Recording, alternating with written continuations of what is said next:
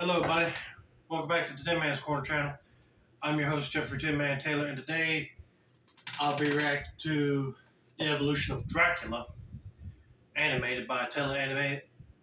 Now, I was having a hard time trying to pick out which video to react to on his channel, and I figured, Halloween's getting closer. I go with a monster reaction that he did, so I just picked Dracula. I already did the Frankenstein monster one. So, without further ado, I'm going to turn off the lights, move the camera up here for you guys, and let's get this reaction on the road and in the bag. And I can't wait to react to it right now because you just want to sink your teeth into it. Get it? No, vampire bite. I just want to throw that in there. I'm sorry. All right, everybody, here we go.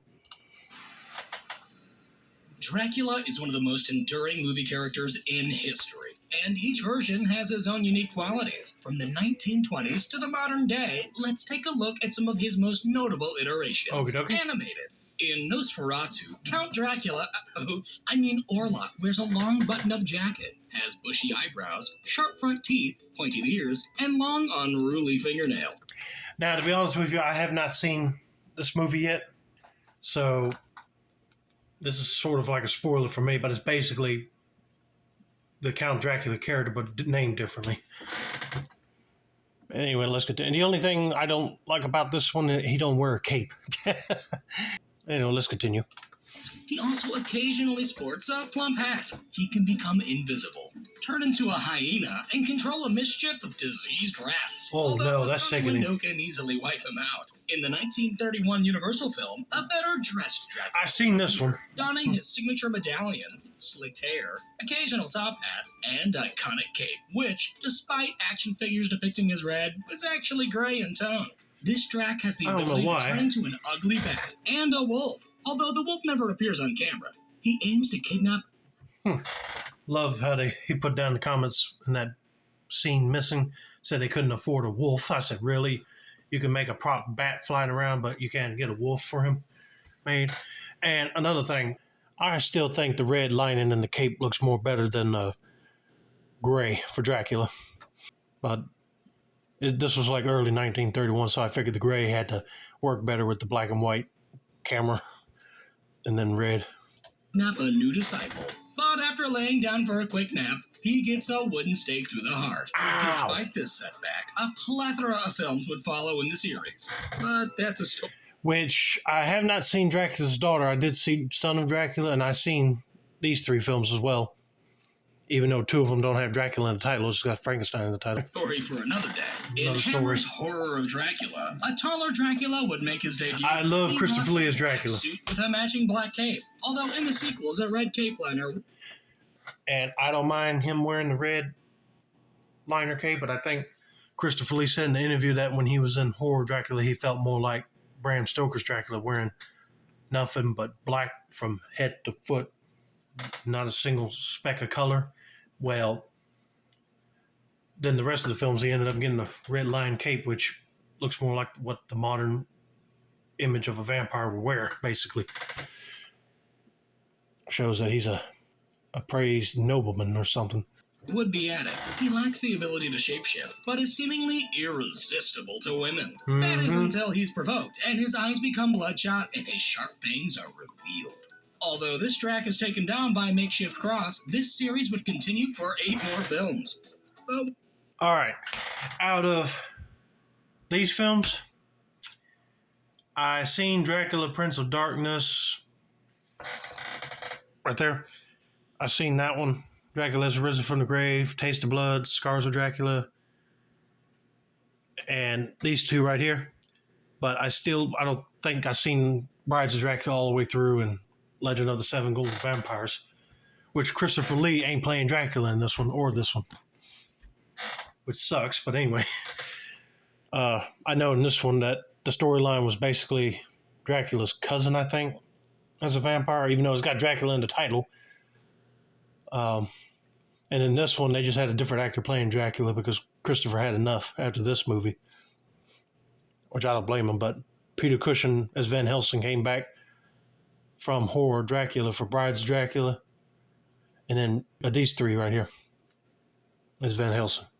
We won't get into that right now. In Billy the Kid versus Dracula, Drac sports an oversized bow tie, I seen that one. cuffs, a top hat, a devilish goatee, and his cape has a fluffy collar. Looks like He's the Wild also West fully Dracula. immune to the sun, is able to turn into a fake-looking bat, and, like Nosferatu, can turn invisible. Oh, that's in neat. this film, he usurps Billy the Kid's fiancée, only to be knocked out and staked with a metal spike. In Dracula, Count Dracula sports a blue military-style. Oh, yes. Right here. I seen this movie, and I did not like how Dracula was portrayed in here because they kind of made him look more like, I don't want to say the R word, but, you know, was thinking about like as a slave owner, thinking that the slaves are helpful. But in this movie, he does not know that they're basically running Africa dry, in other words. And Prince Mumblewaldy, which he's probably going to explain a little bit right here, is trying to tell him to seize it. But that don't go so well. And a black cape with a gray liner. But this film his costume looks cool, though. See, right here, this guy. With Dracula to end the slave trade, only for the Count to turn him into the undead, dub him Blackula, and lock him away. 200 years later, when he awakens, Blackula tosses on the Count's cape, and, when in attack mode, he appears more... I think he looks more cooler with the gray line cape than Dracula did. That's just my honest opinion.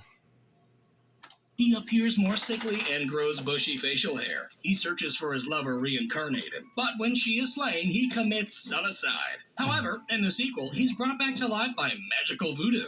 This time, his bow is less droopy, his lapel more triangular. This one doesn't make no sense. Yeah. He employs a... Yeah, right there.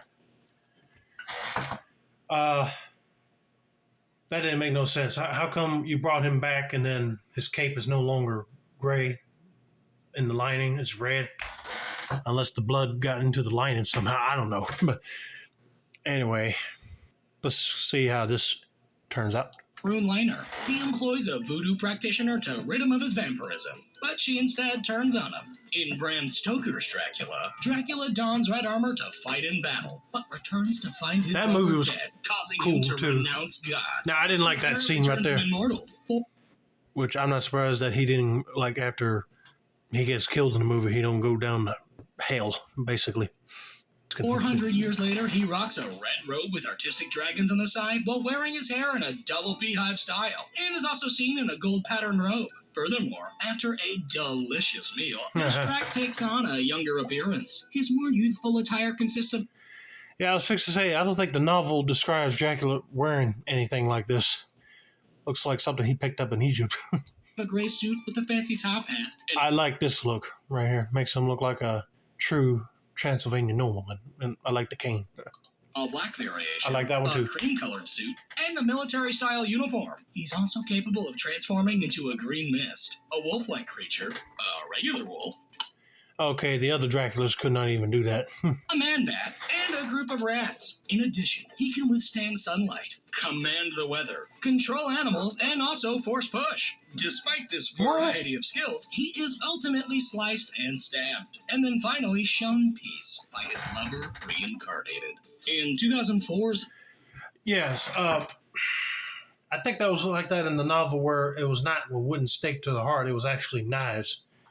Stabbed it to his heart and then you just cut his head off. Ooh. I think this is the only film that got that right. All the other ones were different. Van Helsing, Dracula sports a long coat, heeled boots, earrings, a ponytail, and sometimes a bulky cloak.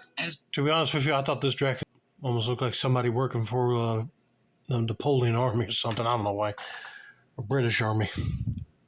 As well as a golden masquerade disguise. He's also able to transform into a bat creature with giant wings and a beautiful mane. He has hundreds of vampire offspring, but his happy family is interrupted by werewolf Van Helsing, who just so happens to be the one creature that can defeat Dracula. But this is, of course, just a sampling of the Bloodsucker, who appears in over 200 films. What's your favorite interpretation of Dracula? Let us know. Oh, no. I forgot about this Dracula right here in Blade 3, which is Trinity. That one was basically taken elements like from the Gary Oldman one. Basically, he can withstand sun. But he ends up, when he becomes like a vampire, he ends up looking more like a reddish purple demon type thing. And then you got Dracula Untold, where he could turn into a bunch of swarming bats, which is cool. I have not seen the Frank Langella version right here, and I suppose this is the Netflix one. I need to watch that show sometime or another. But I gotta say, my favorite would have to be either like the Christopher Lee version right here. That's number one. Bela number two. John Carradine's number three. Gary Oldman 4, and I guess Blackula and this Dracula will go in like 4, 5. And this guy in Nosferatu will be like in last place for me. But all right, guys, that was my reaction to the Evolution of Dracula animation by Taylor Animated. Let me know down in the comments if there's a Taylor Animated video you want me to react to next. But and also let me know down in the comments which Dracula film is your favorite and which version of Dracula is your favorite. Like, I meant like which actor you like better playing Dracula out of the others. This has been another successful installment of the Tin Man's Corner channel. I'm your host, Jeffrey Tin Man Taylor. I say that's a wrap, and have a nice day.